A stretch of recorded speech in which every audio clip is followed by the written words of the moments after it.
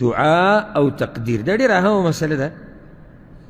زه به دا پوره د دې چې څه یې لیکلي دا پوره نه یم، خو تاسو به دې مسله پوه کړم. وایي ګوره د ټولو شیزونو وجود منحصر دی په وجود د اسبابو باندې. بې مثال ورکړی دی، وایي هغه داسې چې د یو غنم د دانې راټوکېدل په قسمت کې شتي، قسمت کې دا شتي چې د غنم دا دانه به د ځمکې نه روزي او راټوکېږي به، خو د هغې د راټوکېدو دپاره اسباب دي، اوبه، سیلۍ، نور وغیره، که نه؟ بغیر دې نه راټوکېږي؟ نه، دا دانه به راخیږي. دا تا په مسله باندې پوه کوي، نو اول په دې مثال ځان پوه کړه. دا دانه به راټوکېږي او راخیږي به، که نه؟ اسباب شتي؟ څه اسباب دي؟ هوا ده، اوبه ده، کرونده ده، فصل دی، ښایسته ځمکه ده، په هغې کې محنت مزدوري ده. دا دانه راټوکوي څوک، راخیږي څوک؟ الله یې کوي که نه؟ رب العالمین د دې کارونو لپاره موږ ته اسباب ښوولي دي. نو الله بغیر د اسبابو نه دا کار کوي. لکه ګوره الله یو زنانه له بغیر پلار له بچی ورکولی شي که نه شي؟ لکه چا له یې ورکړه؟ مریم علیه السلام. خو دا خو یو الله یو ناشنا کار راښکاره کړو د عیسی علیه السلام د شان د اوچتولو لپاره. نور د الله طریقه دا نه ده. اگر که الله یې کولی شي نو د هغې لپاره سبب څه دی؟ ماشوم د پیدا کېدو لپاره سبب څه دی؟ د ښځه خاوند میلاوېدو، واده کول. اوس یو سړی ولاړ یې الله ته دعاګانې غواړي، یا الله وي ماله نیکمل اولاد راکړه. واده دې کړی دی، وینا لا موږ جنۍ نه ده غوښتلې، نو ته اولاد د کوم ځای نه غواړې؟ وایي الله خو یې کولی شي، ولې ته به مونږ کړې؟ نه مونږ منو الله یې کولی شي، خو دا د الله طریقه نه ده. الله طریقه دا ده چې هلک او جنۍ میلاو شي، نو د هغې نه بعد بیا وګورئ په دې اسبابو کې اثر هم الله اچوي. په دې مسله ځان پوه کړئ. کله ګورئ هلک او جنۍ میلاو شي او بیا هم بچی نه پیدا کېږي. خیال هم دی که نه؟ نو دې کار له اسباب چا جوړ کړي دي؟ الله. په دې اسبابو کې اثر چا اچولی دی؟ الله. اوس راځو دې مسلې ته.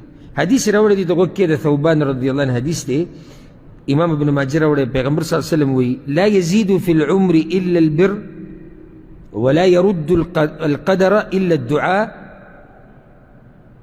وی بې د نیکۍ نه بل شیز په عمر کې زیاتوالی نشي راوستی، او بې د دعا نه بل شیز تقدیر نشي واپس کولی.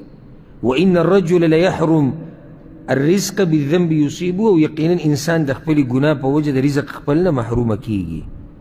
اوس ګورئ دې حدیث کې څو مسلې دي. یوه وایي په نیکۍ سره عمر زیاتېږي، په نیکو اعمالو سره عمر زیاتېږي.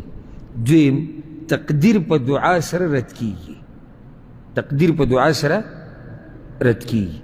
او کله یو سړی د خپل رزق نه د ګناهونو د لاسه محرومه کېږي. درې مسلې دي.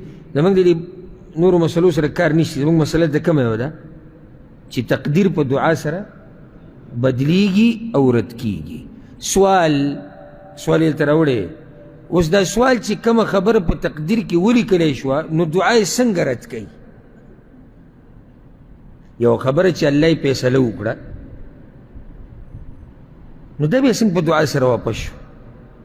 دا اشکال ډېرو ملګرو ته راځي چې کله دا حدیث واوري چې تقدیر خو د الله اټل فیصله ده. نو چې الله فیصله وکړه چې داسې داسې به وي، بیا څنګه دا دعا د لاسه د الله فیصله بدله شوه؟ نو جواب یې واوره. وایي د انسان بیمارېدل الله لیکلي دي. په بله طریقه دې پوه کوي، د انسان بیمارېدل الله لیکلي دي. لکه پلانې چې د هغه نوم احمد دی، دی به ناجوړه کېږي چې کله د 13 کاله عمري د ده په ګردو کې به مسله راځي. دا اوس په تقدیر کې مثال لیکلی شي. خو دا سړی به دعا غواړي، یا به د ده لپاره د ده مور دعا غواړي، یا به پلانې نیک عمله سړی غواړي او دی به ښه کېږي. دا خبره اوس هم په دې تقدیر کې لیکلی شوې ده. ځکه چې الله ته خو د انتظار ضرورت نشته چې الله د دې بیمارۍ پورې صبر وکړي چې څوک ورله دعا غواړي او بیا د هغې نه بعد الله فیصله وکړي. تاسو هم په دې خبره پوهېږئ که نه پوهېږئ؟ په غټه مسله باندې هم پوه کوم انشاءالله. الله ته د انتظار ضرورت شته؟ الله ته خو مخکې نه پته ده چې دی به بیماریږي او ده ته به پلانې او پلانې دعا کوي. صحیح ده که نه ده؟ نو اکا وقت کې په تقدیر کې ولیکل، حالانکه تقدیر کې لیکلی شو چې دی وبیماریږي، ورسره دا هم ولیکلی شو چې د پلانۍ د دعا د لاسه به یې زه ښه کوم. نو تقدیر بدل شو په څه سره؟ په دعا سره. خو خبره بیا هم د تقدیر نه ونه وته، که ووته نه ده وتلې. پوه شوئ بې که نه؟ ښه، دلته د حدیث کې دی چې یو سړی د رزق نه محرومه کېږي. دا څنګه؟ لکه په دې دې هم پوه وکړو.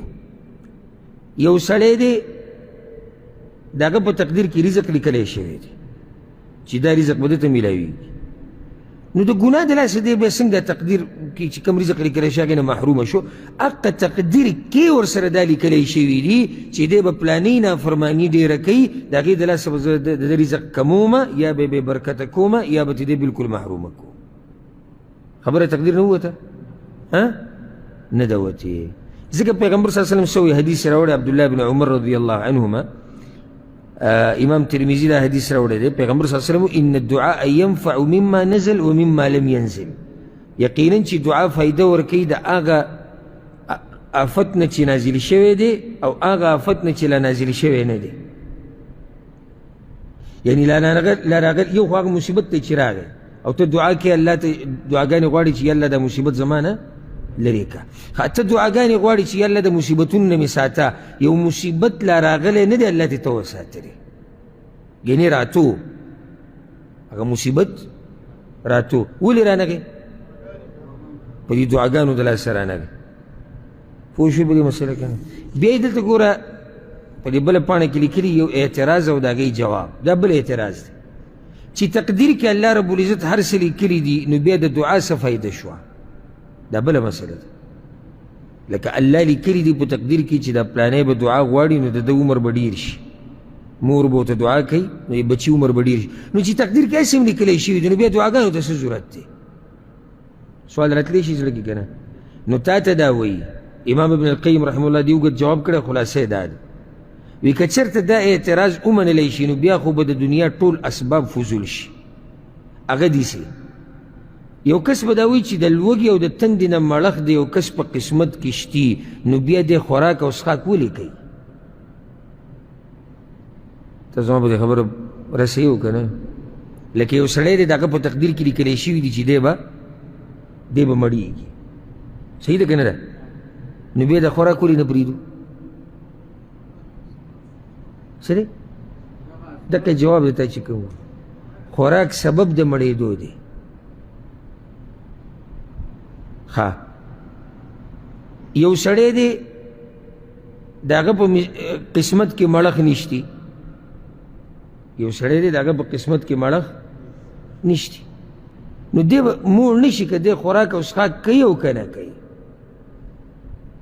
نو دغه شان نور مثالونه مو په دې کیدی شي.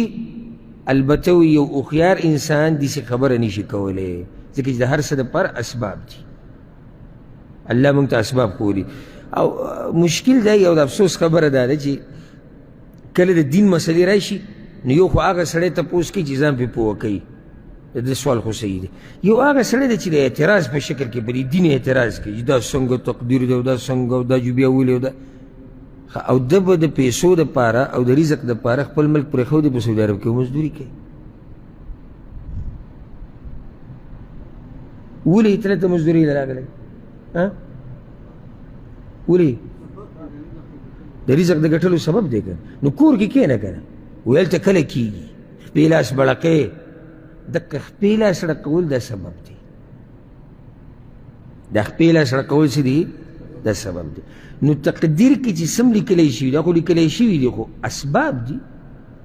اوس ما ورته خو داسې نشي کولی چې تقدیر کې څه لیکلی شوي دي هغه پرېږده بس هغې ته ډډه ولګوه. لکه اوس یو سړی دا ووایي چې یاره مړه تقدیر کې باسې هم فیصله شوي چې دا جنتي دی که دا جهنمي دی، دا دین پرېږده. دا طریقه